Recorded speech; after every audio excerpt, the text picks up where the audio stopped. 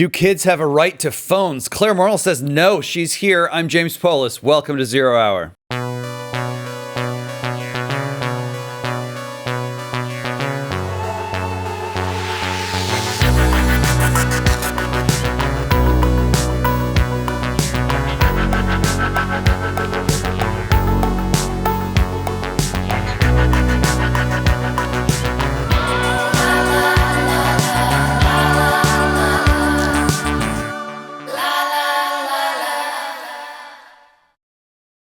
Clare Morell joins us today, an author, a mother, and a fellow at the Ethics and Public Policy Center, a woman of many talents. Thanks for joining us, Clare. Thanks so much for having me, James. Okay, so you're a mom, you are a student of tech and tech policy, and you're telling us that we need to just take the phones away. Yes, we do. So parents are often caught in what I call the screen time trap.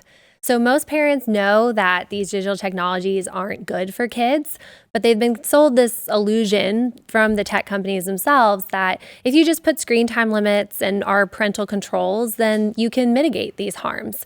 But fundamentally, these strategies are just harm reduction measures. They're always the acceptance of some level of harm. And my public policy research has convinced me that they're not sufficient for protecting kids. And parents really end up in what I call a lose-lose situation where they're frustrated because they don't feel like they actually have real control over these devices. The screen time limits don't work. The kids always want more because these technologies are addictive by design. And then the kids aren't sufficiently protected. Parents are shocked that their kids continue to encounter dangerous content or find ways around the screen time limits. And so they're not effective. And so parents are frustrated. And I really place the blame on the tech companies for designing products that are inherently addictive to kids and then trying to tell parents they can somehow stand between a child and this drug dispensing machine, the screen that's just wired to addict our children. And so I, in my public policy research, frequently got asked by parents, well, what should I do? I realize you're advocating for policy solutions, but here I am on the front lines with my kids. And my research convinced me that I was never going to give these technologies to my own children, but they were young. So I recognized I hadn't navigated the teen years yet. Like, was this actually possible to opt out? So I started reading all the parenting books available. Like, what were they recommending to parents? What could I tell parents for advice? And all of them said, well, these things are terrible, but, just put screen time limits in place. And it seemed to me that the solutions were not adequate for the level of harm. And so I started interviewing parents. I heard of hundreds of families who had opted out, and I ended up interviewing dozens for my book and found that not only was it possible to opt out completely from these addictive digital technologies, but these families were flourishing. Their grown children in college were grateful that they had not been given smartphones. They saw the differences even among their peers on the college campus. And so I then decided that no one had written a book telling parents it was okay to opt out. And actually, it is what's best for your kids. And so I wrote that book, and it's called The Tech Exit. Will come out in June of next year. All right, so hugely controversial, for good or for ill. You know that you're sort of walking into the midst of a huge fight here. So let's just kind of unpack this. Yeah. You did the interviews. Yeah. What else, what other kind of concrete information, data is out there that people can sort of get a grip on? What kind of harms are we talking about here? How severe is the problem? How can they orient themselves in the data? Yeah. So I think a lot of people have, read the articles by Jonathan Haidt and Jean Twenge that these things are causing this mental health epidemic among kids. Anxiety and rates of depression, suicide, self-harm have skyrocketed. And it lines up exactly with the release of social media, the kind of ubiquity of smartphones among teens. So I think there's been a lot of attention on the kind of teen mental health crisis, which is why, again, parents have been kind of told, well, to mitigate those mental health harms, just put time limits in place.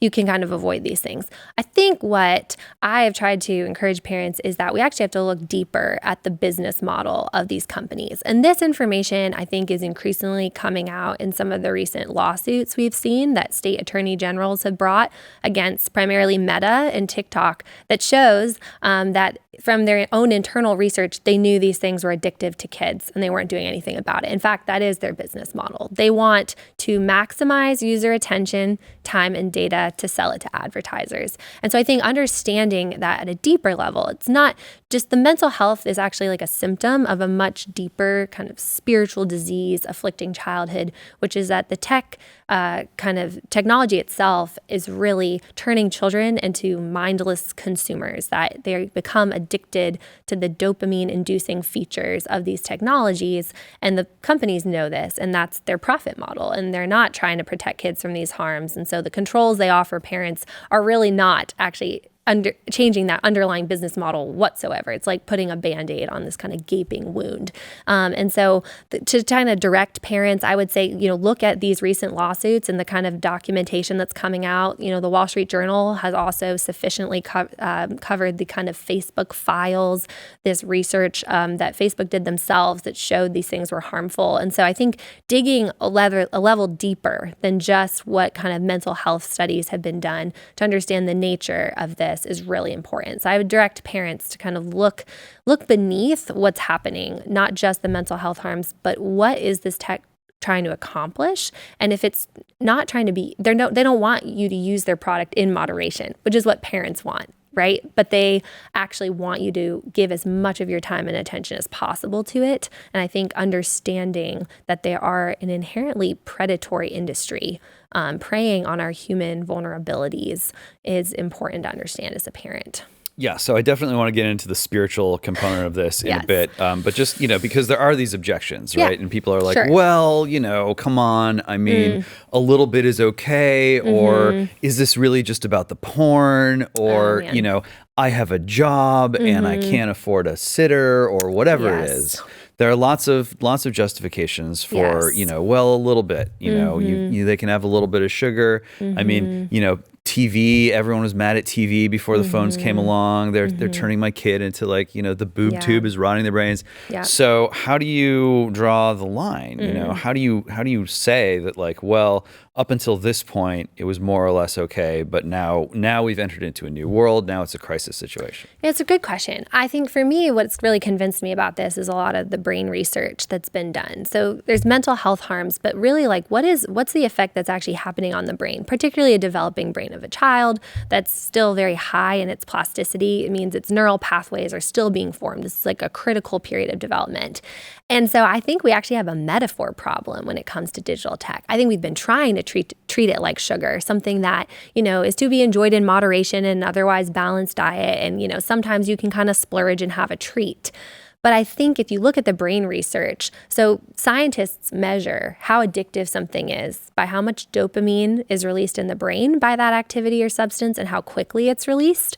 And dopamine, for those who may not be familiar, is a neurotransmitter. It gives us a burst of pleasure in the brain that is actually meant to incentivize us to repeat that behavior, to do it again.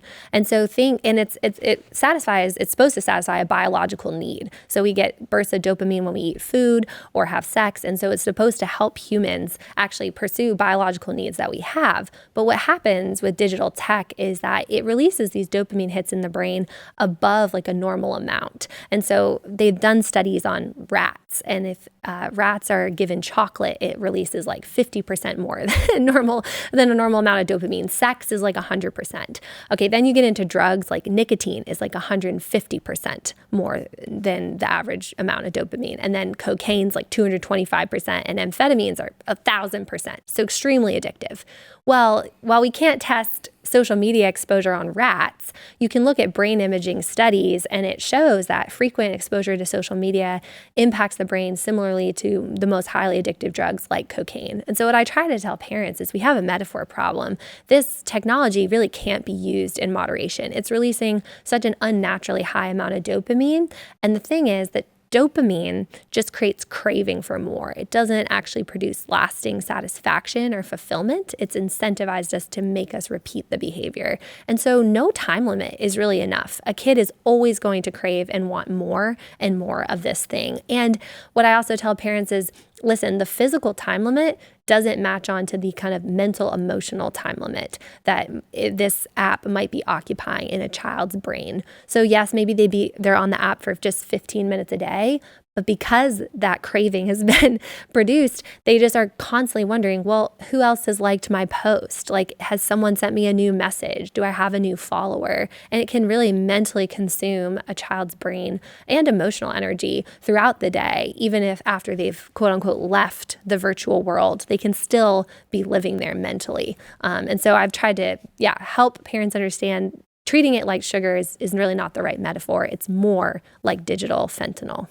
So what's really interesting to me here is, it's not just kids. We see this with people who grew up with social media. Yep. And they're still sort of like locked in. And over time, they become more committed, but they also become more anxiety ridden. Yeah. And, the thing about, and you can look to just accounts of like drug use, drug addiction. That's right. My favorite example, probably like the Patrick Melrose novels. There was a series, Benedict Cumberbatch was in it, and they did a little Patrick. And so one of the novels is basically about, sort of like privileged trust fund guy. I'm oversimplifying. Sure.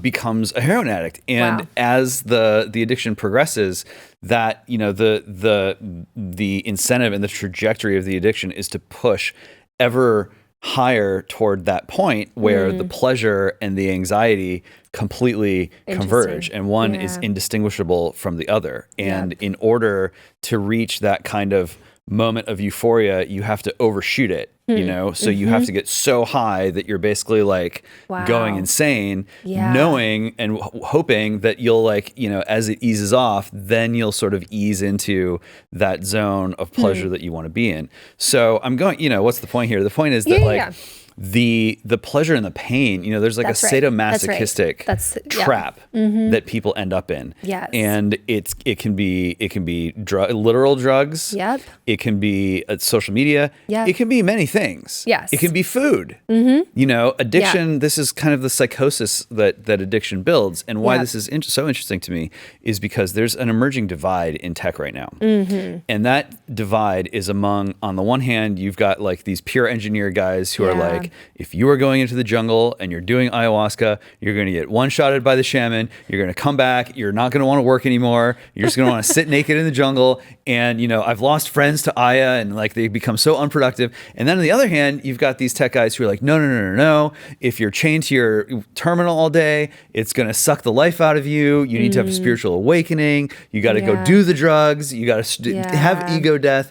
And there's this tension here because on the one hand, like technology, it does seem to be pushing people, even at the very top, toward this kind of spiritual crisis where they feel like they have to have a complete sort of mental break with their own creations. That's crazy. But then on the other hand, you've got guys who are like, no, it's basically just tools. And if you find yourself being driven into a kind of state of spiritual collapse because you're misusing your own tools, like that's not the tool's fault. That's something about you.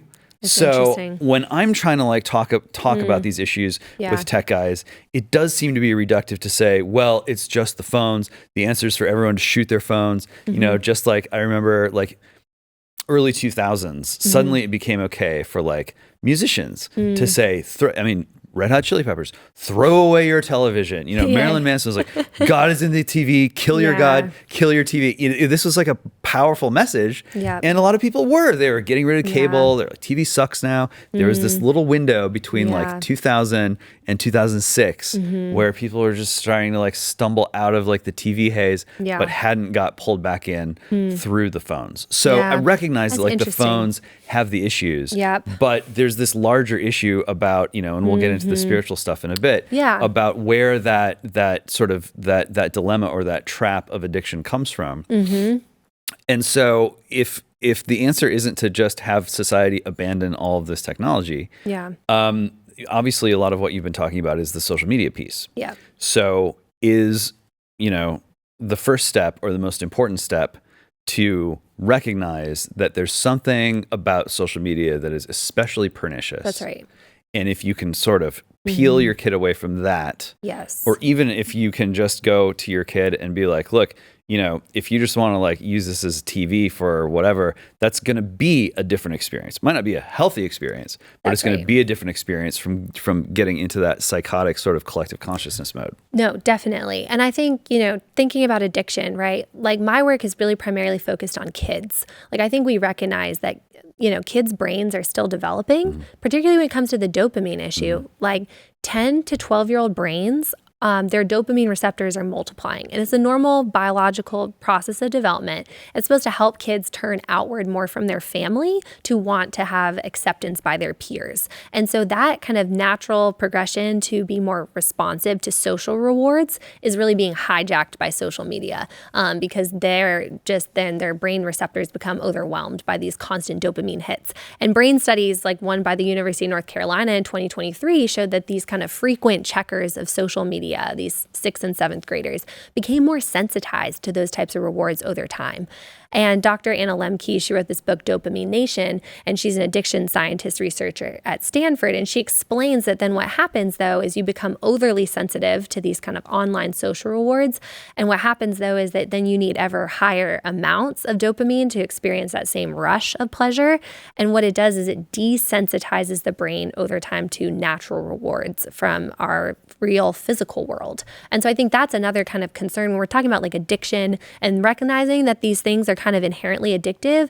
Adult brains, there's just a different calculus. Our brains are more fully developed. We have a fully functioning, what we call our prefrontal cortex, which is responsible for your impulse control, your emotional regulation, your self-control. That part of the brain isn't fully developed till 25. And so before then, they say like kind of kids' brains when it comes to social media is like all gas with no brakes. Like they just want more and more and more, and they don't even actually have the biological ability to kind of put the brakes on. And so I think like treating it as kind of an addiction, like through the lens of addiction, I think we can recognize, yeah, this stuff is harmful for adults, but they're a little bit more capable of self-regulating this. Now, I would still say like we're prone to its addictive effects, and we need to kind of consider what that would look like in our own lives to kind of moderate our use, so that it's not detrimental to our well-being and flourishing. But when it comes to kids, for me, it's really compelling that this stuff is just not good for kids. We need to age restrict it out of childhood. And if, Congress doesn't do that, I'm just telling parents, like if I'm a parent, I'm going to opt out completely until they get to an age where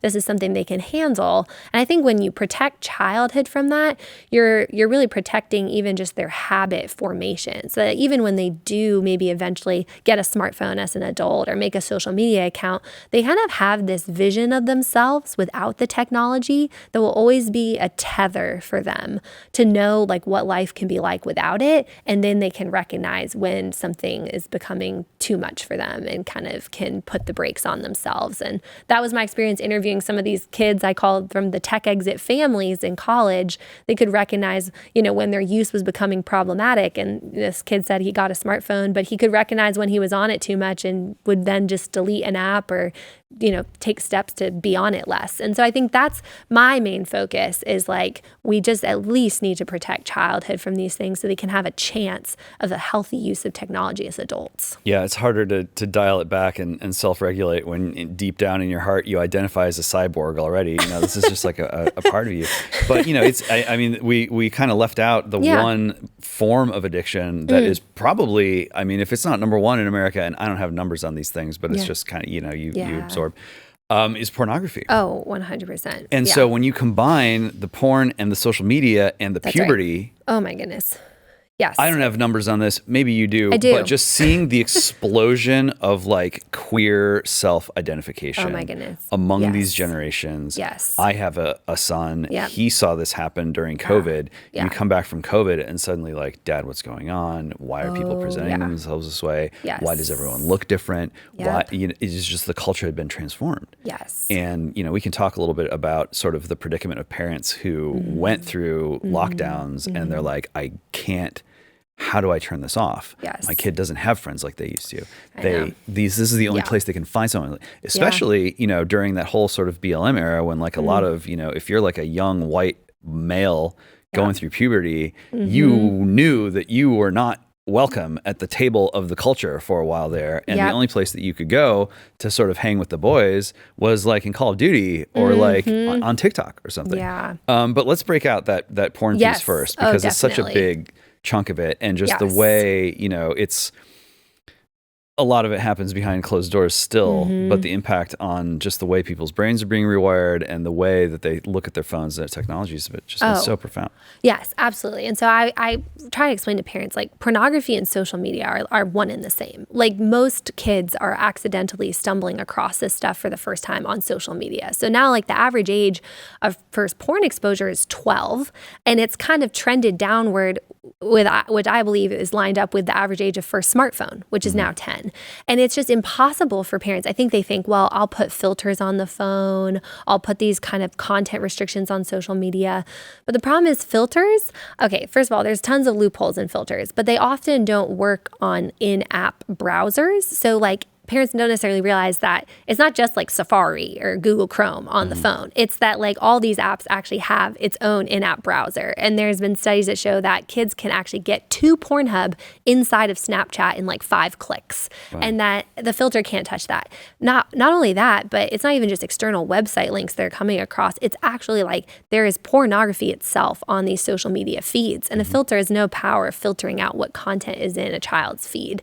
And so I've tried to explain this to parents, like you think you've put these controls in place, but there's too many points of entry on these smartphones. There's hundreds of apps. There's all these in-app browsers. And then it's on the feeds themselves. And so, studies show that like 73% of teens have now been exposed to pornography. I think the numbers are even higher because that's a study of, self-reporting. And I think teens are going to be maybe embarrassed to say that they've been exposed. But even of that percentage, it was like 58%. It was like were exposed accidentally. And so it's more than half. More than half of these kids are just coming across this stuff by accident. And I think parents aren't aware of that. But then again, like it's preying on kids' natural curiosity and their vulnerabilities. And so without meaning to, they click on a link or they look at a video and then they're quickly sucked down a rabbit hole, right? Because these social media apps have very aggressive algorithms that kind of go to work. Like you've lingered on a post, it's just going to send more and more and more of that kind of content into your feed. And so then quickly kids can become addicted to pornography, and then they do start intentionally seeking it out. And it's incredibly difficult then. The kind of protections parents might have on devices in place just get very easily circumvented by kids who are looking for this. And we see the effect in the real world. ER doctors report the rates of child-on-child sexual assault have skyrocketed. 11 to 12-year-old boys are basically assaulting 4 to 8-year-old girls. And it's because we know that kids' brains have what they call these strong mirror neurons, where they imitate what they're seeing. And so if they're watching violent pornography, then this is what they think is normal in human relationships, and they're actually acting this stuff out. And so it's incredibly difficult. I think parents have to realize that the nature of the internet itself is really very pornified. Like the whole environment of social media sends a message to kids that sex is normal, everyone is doing it, and it's not just sex, but it's violent, aggressive sex. And to your point on the queer stuff, the kind of amount of this trans influencer kind of takeover of social media, but it's also pornography that they've shown that the porn itself has changed and has become increasingly dehumanizing and grotesque and taboo breaking. Because again, talking about that dopamine, you become habituated to a certain level, and so what gets you to that next level is breaking more and more societal taboos. Yeah, this is the real rabbit hole problem on the internet. Oh, it's yeah. not like conspiracy theories. No. It's like the pornography. The rabbit hole, pornography, and that's what it's educating our kids into a certain type of lifestyle and what's expected then from human relationships. It's very dangerous. Yeah, and this has been going on for a long time. I mean, I remember like doing homework in high school and like listening to music, to just like power you through. And at a certain point in the night, like it switched over to like Loveline. It's like Dr. Drew, Adam Carolla, and they're just like sitting there like answering these calls. And this is like the late 90s. Wow. Yeah. From, 13-year-olds, 14-year-olds, 12-year-olds sort of calling, like whispering into the phone and like, oh, my boyfriend did this and like he wants me to do that. And like my girlfriend's doing this and like, I don't know. And they're like, how old are you? And it's like, where's dad? Yeah. And then like it always turns out to be like, well, I saw this kind of content or, my friend did or my boyfriend did. Yes. And this is like, we're now like, this is generation after generation. Yeah. This isn't just hitting because, it's because kids don't know any better and they fire up a Facebook account. But it's changed too because, right, like I think, in the 90s or early 2000s, there was often just one portal to the internet in a home, like a family computer. The computer. The computer. And like a parent could easily walk by, often in a public place, you know, they could put a filter on the browser. However, now it's like kids have literally mini computers in their pockets 24/7. It's not just one portal to the internet. Like I mentioned, these apps are all accessing the internet through different portals, and then the content's on the apps themselves. And so it's extremely difficult, again, for a parent to police, but also it just makes it incredibly easy for kids to come across this stuff at younger and younger ages, and in ways that are just very secretive. It's very difficult for a parent to see what a kid is doing on a device. It's very easy to hide. It travels with them. And now studies show that like a large portion of kids are accessing pornography during the school day, and actually 44% it was like on a school issued device. So I think parents often feel trapped too. They're like, well, the school's mandating this kid use an iPad all day, and you know, schools say they have a filter on it, but they're not fully effective. And so this is a problem now. Maybe it used to be reserved for, in the evenings, like you were mentioning, late at night, kids would kind of be looking for things. Now they're not looking for it. It's traveling with them 24/7. They're accessing this stuff during the school day. And so it's become really just an overwhelming problem. And yeah, I think we need to think seriously then, what does that look like to try to restrict kids' access to things that we know are inherently harmful for them and their normal process of development. All right, so that's the porn chunk. That's the porn chunk. Let's do gaming. I mean, gaming is a huge part of how, you know, right up through sometimes 40-year-olds plus, but especially, you know, for kids who grew up with this stuff. And this goes back to like the COVID era thing where it's like society shut down. They didn't ask for it. And what was their outlet? What was their way of maintaining friendships, of having social experiences? It was all internet stuff.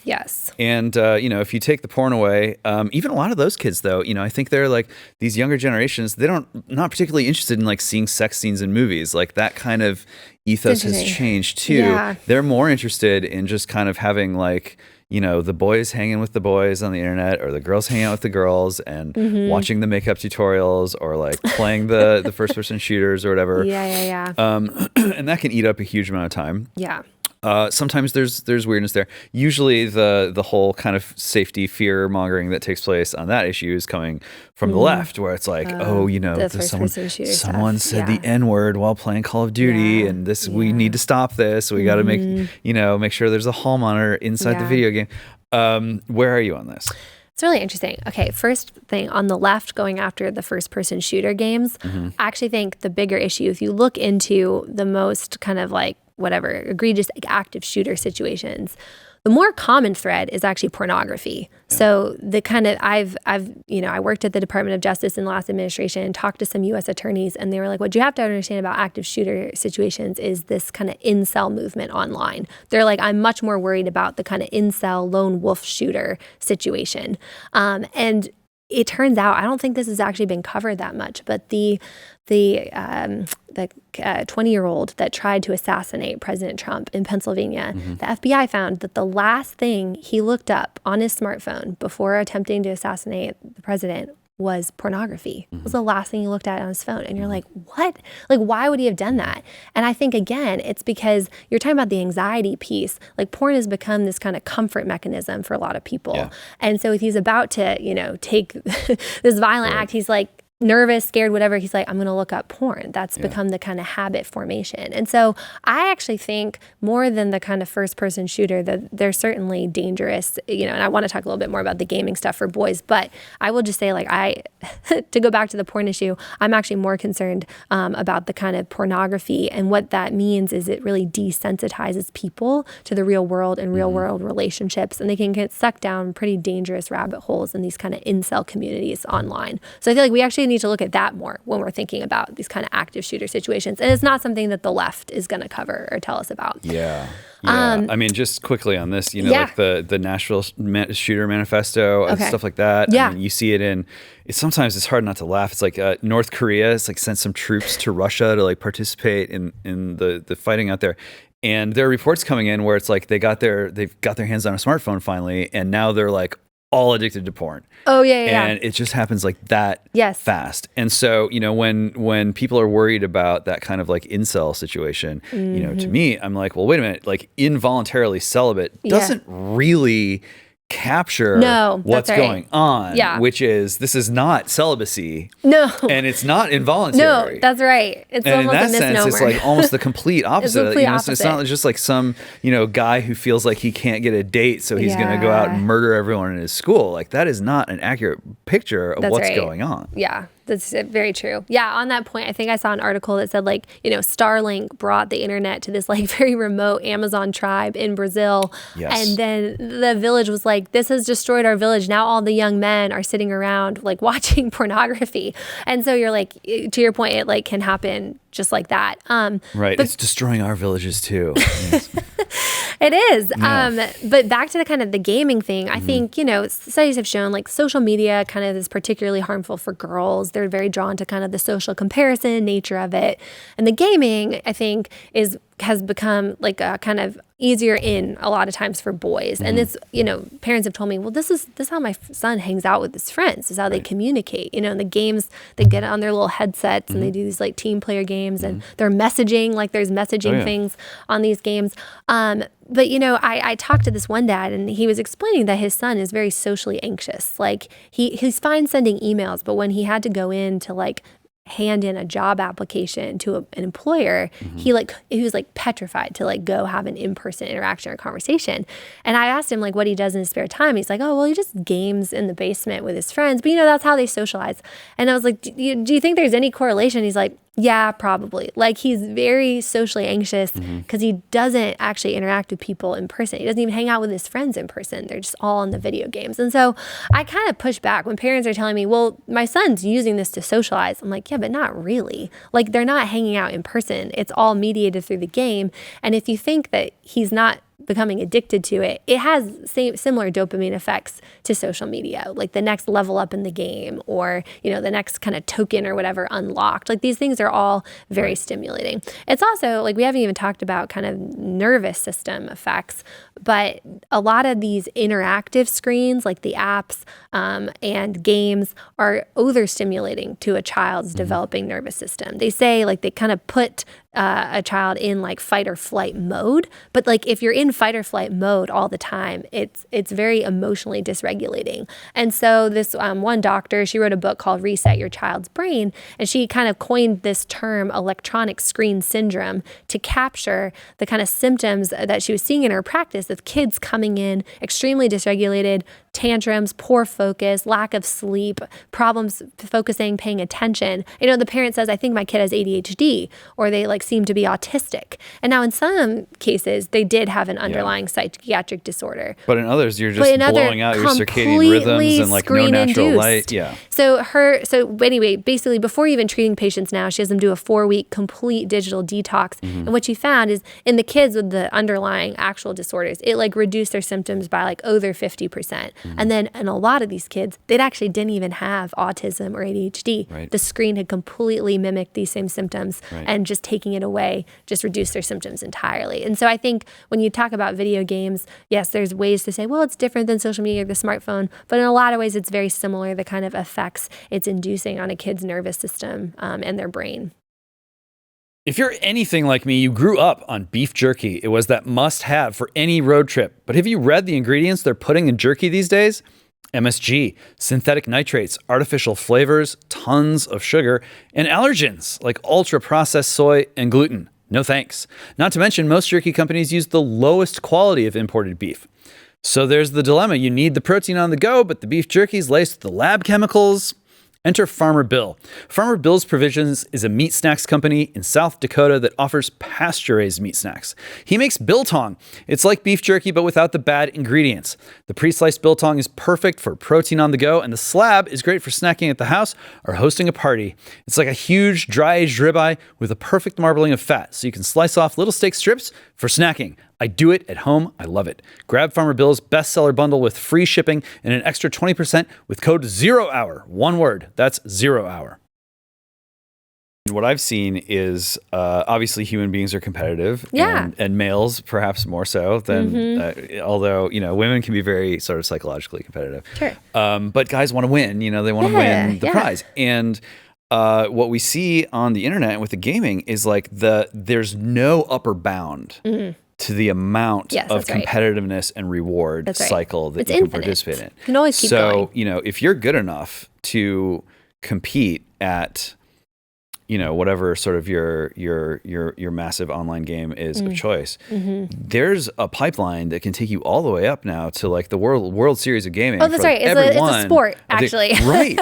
And so on the one hand, like that's, any guy is sort of like, that's cool, cool, yeah. but on the other hand, like in order to get to that point, you have to be grinding as hard on this stuff as like an Olympic athlete or someone who's like, in a Division I college. You have to be waking up early. You have to be going to bed late. You have to be like, either surrendering your real life or trying to juggle everything. And that is a sustained bodily and physiological strain. Yeah. And when you've got a world where that kind of sort of pro league exists, it can be tough to endure, especially if you don't have like some kind of adult coach, like sort of, I mean, you can go crazy trying to become like a top water polo player. You can really become crazy trying to compete with the entire world at your favorite video game. Yeah. But then there's this other angle, which is gambling.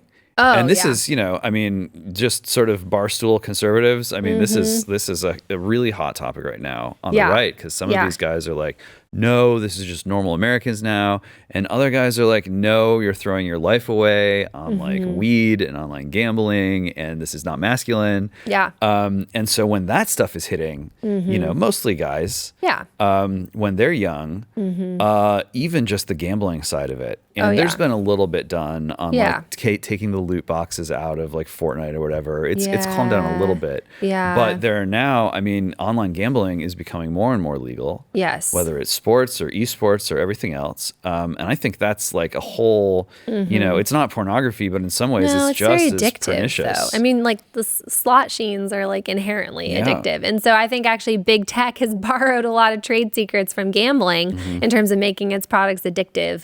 And they say it's because with gambling and kind of the online social media realm, that what actually makes something most addictive is the uncertainty of reward. That if you actually know you get a reward every time, it doesn't become as addictive. Right. But what keeps you going back is the like, will I win or not? It's in that gambling. mix of anxiety and satisfaction. Exactly. And so, and the same with social media, like, did I get a like or a follower or not? And that uncertainty is like, makes it incredibly addictive. I just want to touch on something that you said that just reminded me that I think what we have to understand about, okay, video games becoming a sport versus like, guys are naturally competitive in the real world, is there's certain things that the digital technology is kind of trying to replace, but it's not actually a complete substitute for what a real world sport would do. So like when you exercise, it releases endorphins and it's like, you're not getting that. And that like provides like this sense of satisfaction.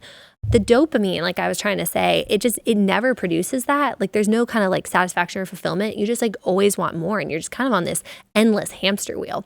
And so I think like, guys are naturally drawn to competition and, they're made for kind of war, and video games is just kind of fake war, and it's not real, and so there's no kind of satisfaction for now. But the same is true of porn. Like there's this connection, right? And that's because porn is kind of fake love. Like humans are designed, we're wired for love, but porn is fake love, and it's also like even less, like a lesser degree than porn, is also just social media. Like we're craving this kind of constant connection, and we've been told, this is how friendships are now mediated, but they're all just built on these kind of shallow metrics. Oh, who liked your post or who followed you? It's a simulation. It's a simulation. And there's been recent studies that show like you don't get oxytocin through a screen, and even Zoom calls, like people get Zoom fatigue, and it's because even through the screen you're not getting oxytocin, which is this hormone that actually bonds humans together. It forms our relationships of trust, love, responsibility. And so it bonds husband and wife, it bonds mother and child, bonds So you're getting friends. the dopamine and not the oxytocin. No oxytocin. So I that seems like a very deeply broken combination. It's very deeply broken. So you become addicted to the dopamine and you can become deprived of oxytocin. And so the irony is these platforms are called social and they were meant to make us feel more connected than ever. But kids actually just feel lonely and depressed and anxious because they don't have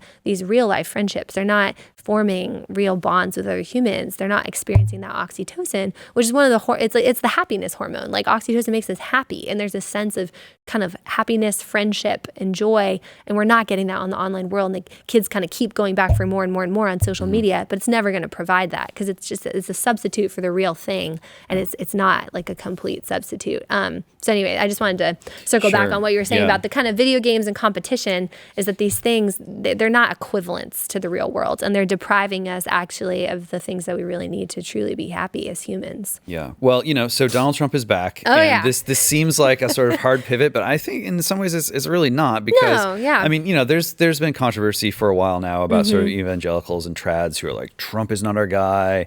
He's, sort of like the morals are not there, and we're not going to vote, and the abortion thing and like all that stuff. And that's kind of, that maybe deserves a show of its own or not.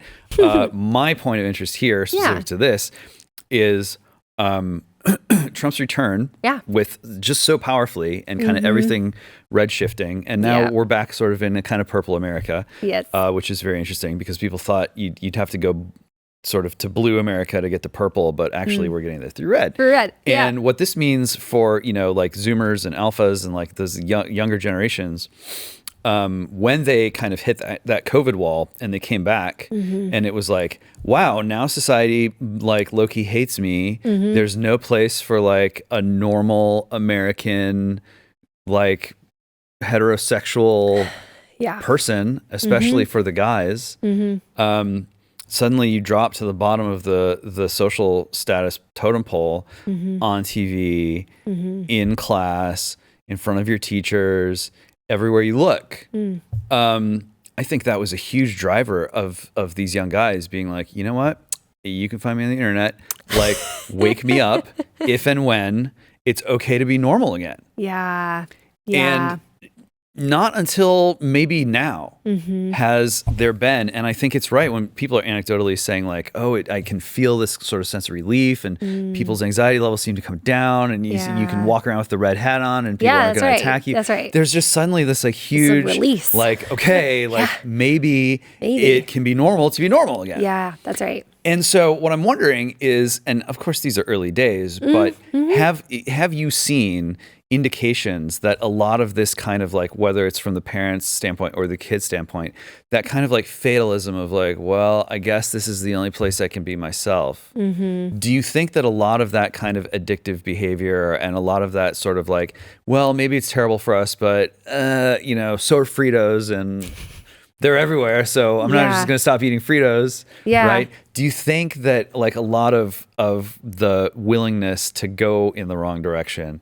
has come from that feeling of sort of like being sort of banished from society? And do you think that is maybe going to like more people are going to feel more comfortable being themselves and being sort of pro-normal out in public? Oh, I do. I think it's going to be, I definitely think that people are going to feel more comfortable to be pro-normal and to say like, yeah, I don't think this stuff is good for our kids. Like they don't need to be on it. I think we are kind of starting to see that backlash like come around where I think, and I think people are excited. I think they're excited that America is going to really flourish again. And I think it's actually going to, I'm hopeful it's going to really lead to a return of people really engaging in their like local communities. Because I think that's something that tech has kind of taken away from us, is that it's very disembodied by nature. And the tech companies are very global by nature. They're not really American companies, and they're not necessarily trying to help people form relationships within their kind of geographic boundaries. Or within their families. It's kind of, tech has kind of come between parent and child.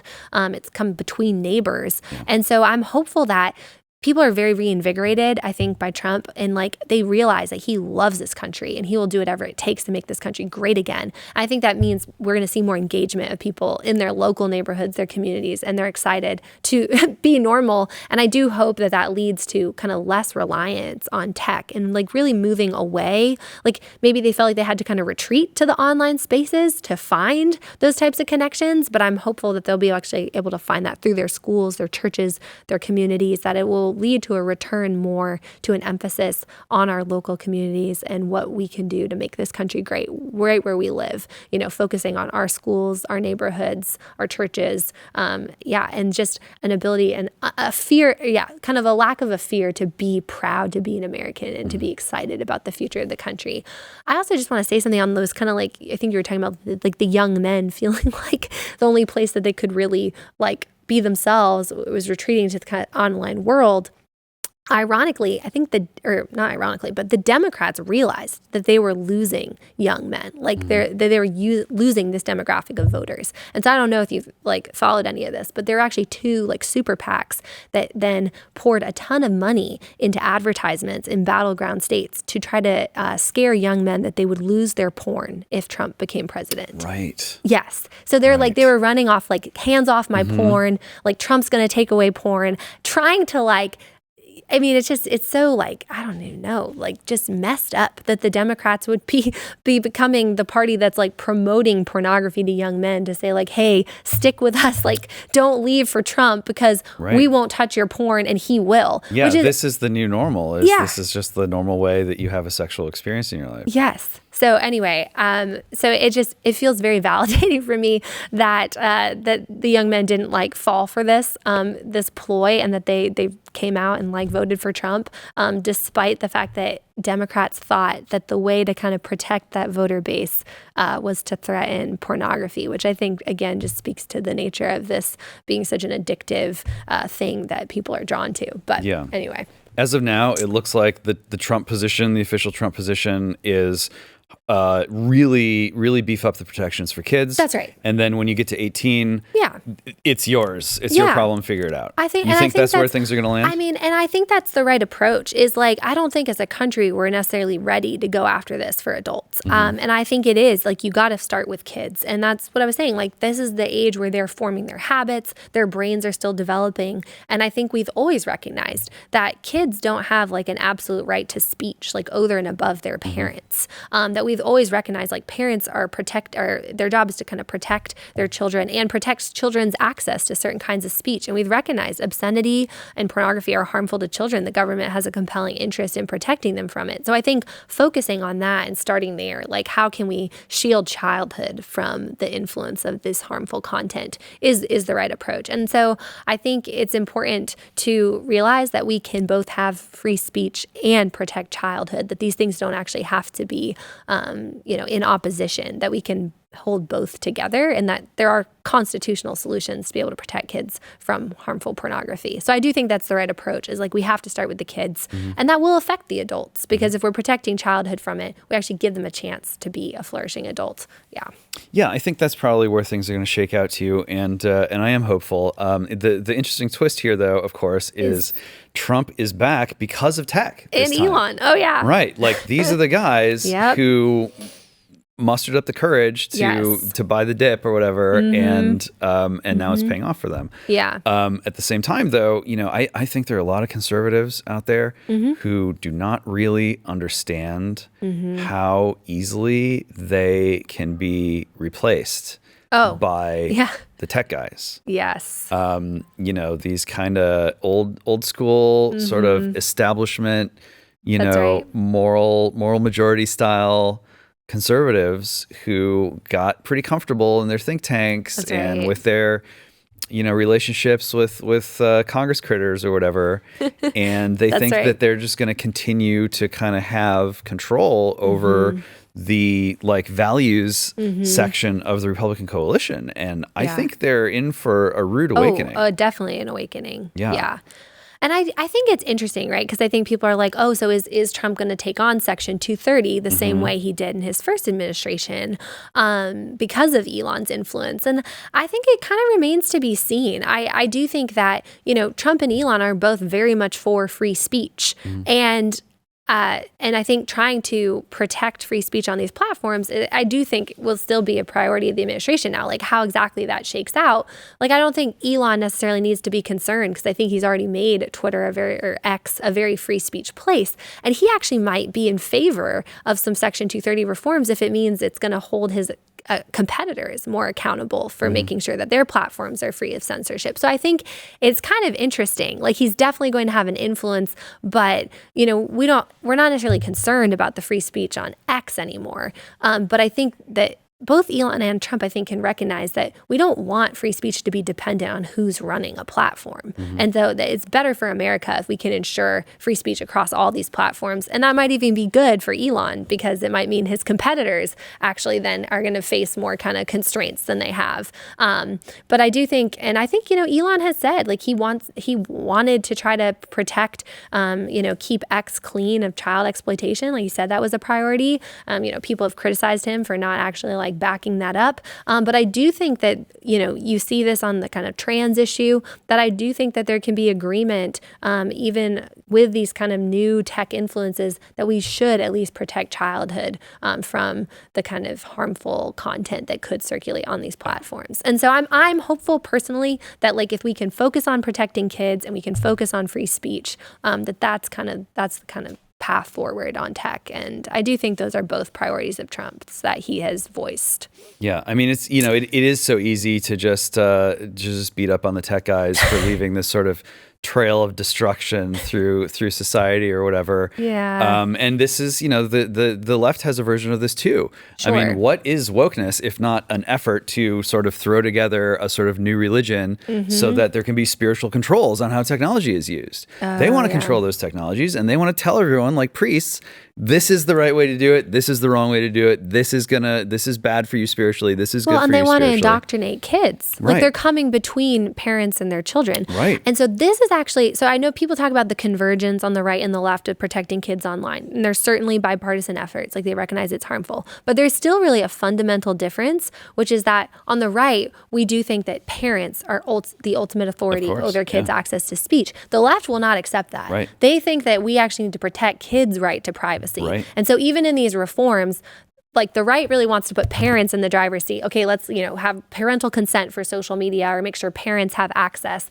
to kids' kind of channels of communication. Well, the left isn't comfortable with that. They want to make sure we ensure kids' rights to privacy, because this is how LGBTQ youth will find this information online. It's really tough and to we use can't shield them technology from that. to convert children to the woke religion if the parents are in the If picture. the parents are in the picture. Yeah. And so they actually want to cut parents out. And so I think, even in looking at some of the convergence, there's still some fundamentally underlying differences where, even in quote unquote protecting kids from this, harms of social media, the left actually just wants to empower kids more over their online experience, not parents. In fact, they want kind of kids to be empowered over their parents, because parents are actually the ones standing between them and the access they need to sexual information and discovering their true identity online. And so, on the right, the sort of right-wing version of the tech criticism is, these guys are nefarious. They're doing it on purpose. They want to addict you. They want to, they want to steal your kids away to turn them into little cyborgs. Yeah. And I understand all that. And there's some evidence for that. But, I do want to,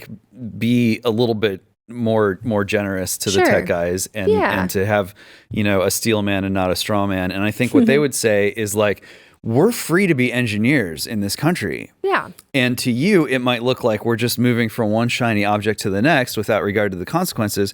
But to us, we're just doing what engineering is. We come up with stuff, we build the stuff, we see how it works, we improve it or abandon it or whatever. And that might seem chaotic and dangerous to you, but that's just our freedom to engineer. And so if we make stuff, which is free to do in this country, and then you get a hold of it and use it to hurt yourself, gosh, are we really at fault?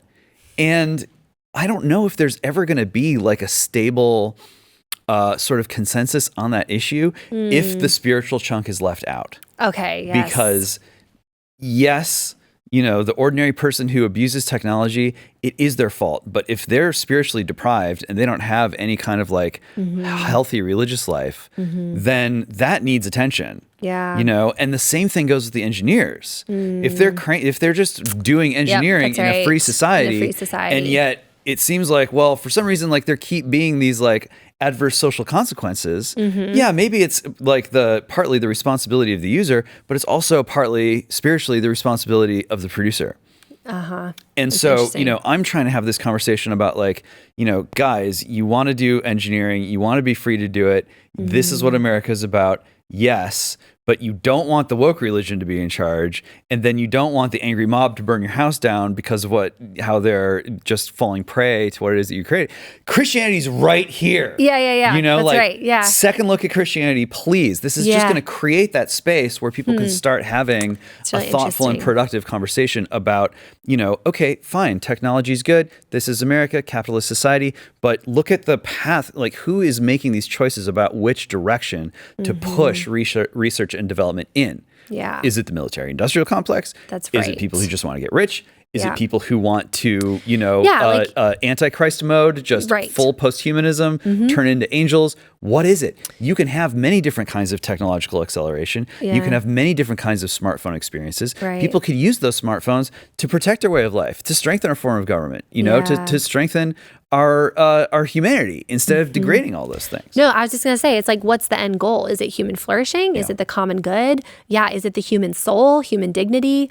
You know, these goods that we know are ultimate? Or is it this kind of like self-transcendence, like disembodied experience, like live in the metaverse, don't be grounded in reality. Like you can transcend yourself and you can be limitless and infinite. When we know, like Christianity tells us we're not infinite, we're finite beings. Yeah, that's Gnosticism. I mean, that's not the future. It's Exactly. been around for thousands of years. Yeah. And I think what I try to push back on, sometimes, you know, I get a lot of opposition in some of my policy work from libertarians and even really kind of free market fundamentalist conservatives that say, well, you know, hands off the free market. But I think we have to realize, like, the free market efficient result is not always what's best for human flourishing. And that often, you know, individual liberty and the free market are the best kind of means to achieving these ultimate goods, what we know is going to be best for humanity and the common good.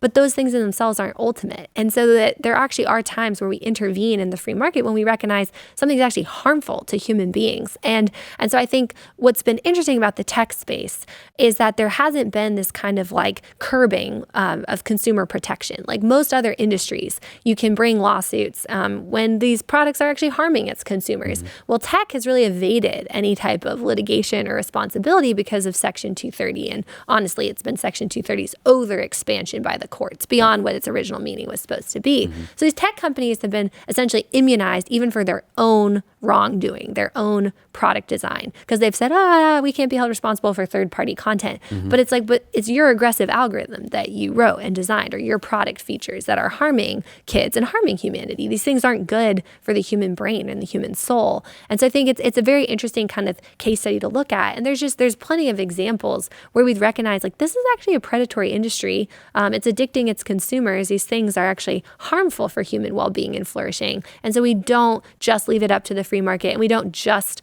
leave it up to parents. And so that's always my pushback is, like, you know, parents are on the front lines, they're doing the best they can, but there's actually kind of a collective nature to some of these harms. Like, social media has changed the entire social environment for kids. Even the kids that get opted out can be affected by it. And it's actually empowering of parents when you age restrict something out of childhood entirely. Then it's not on each individual parent to fight that battle. Like, we don't leave it up to parents to just like have to fight, you know, keeping their kid from drinking or smoking, things that we recognize are harmful for kids. We just age restricted them. And I think technology is kind of another, it's an interesting lens to consider. We've often recognized there's certain technologies that are just too powerful to be wielded by a child. Like, even just like think about cars or guns. We haven't just said, we'll just leave it up to the parent to regulate that. We're like, actually, the problem is, like, a parent could teach their kid how to drive or use a gun responsibly. But if the other kids are not good drivers or are not wielding these things properly, then people will get hurt. And there is that kind of collective aspect to some of these digital technologies as well. And I think, so I do think, like, you know, conservatives, we have principles to help us guide our understanding of how to think about tech. And it doesn't mean that we can't let them innovate, but that there are sometimes necessary guardrails in place, particularly when the product is actually harming its consumer. And I think we have to care most about when it's harming children, who are kind of the most vulnerable among us. Yeah, I mean, it's always nuts to me when, you know, a libertarian basically says, like, oh, religion is false, that's why I worship the market. Or, you know, technologists are like, oh, this is clearly nonsense, that's why I'm building a god. Yeah. And it's like, bro, okay, so, you know, if it all ends up being some kind of worship or another, then we have this opportunity to have a conversation. We're like, all right, then let's actually think with some wisdom and discernment about which religion we're turning to That's right. for eternal That's right. guidance on basic questions about how to live. Yes. Because yes, like digital did change everything or whatever, Yeah. but at the same time, it didn't actually change anything. We are still human beings. We're still human beings. And every time there's a new technology, people start thinking that, oh, the world is a book because the printing press was invented. Or, oh, the world is a TV or a movie because that's the most powerful technology. And now it's the computer. So, oh, obviously we're all living in a simulation. Like, it's just so easy for people to be deluded and to be self-deluded in that way. That's absolutely right. And we have, 2,000 years of church tradition that says, regardless of what time it is, regardless of who you are going to be exposed to these temptations. Yep. And the flesh is going to be weak, even if the spirit is willing. That's right. And here's how to deal with that. That's right. Regardless of the technology and what direction it's pointing in, because these things are true in all places at all times forever. Yes.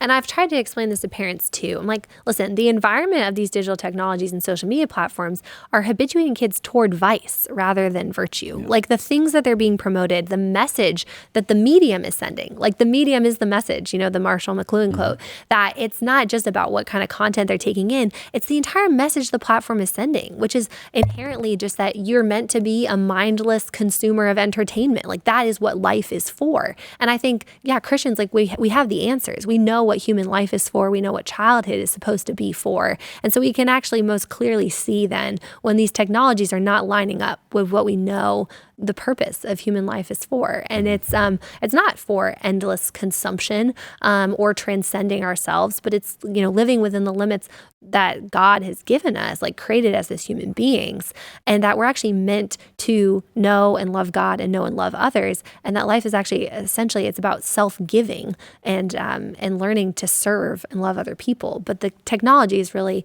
indoctrinating kids in the opposite direction. It's just saying that the tech exists to serve you, and like that all life is for is just entertainment and consumption. And so we're kind of wiring kids to just become mindless consumers instead of giving them the tools to be people who actually contribute and are meaningful producers and contributors to our society.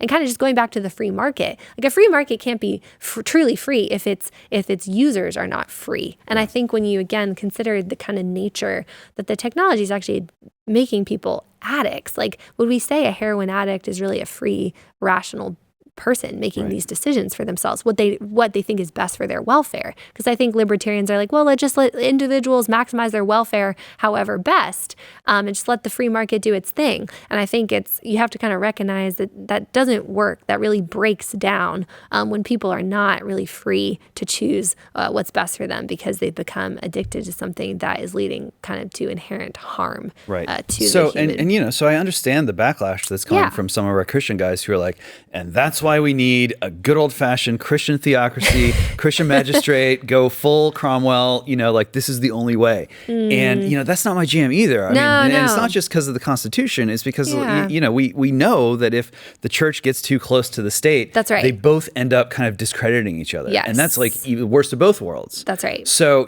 when you're talking about, it might just have to be start with the kids, start with the common sense solutions. Yeah. Just like let people have a spiritual renaissance before you start thinking about, conquering the government and, hoisting the cross. That might not be as sort of deeply thrilling to like the guy who feels like this is finally his chance. But, we do have to work with the society that we are living in, and we have to have some at least a little patience. I know there's a lot of pressure. Change. We're all in trouble. The birth rate's crashing. Everyone's going insane.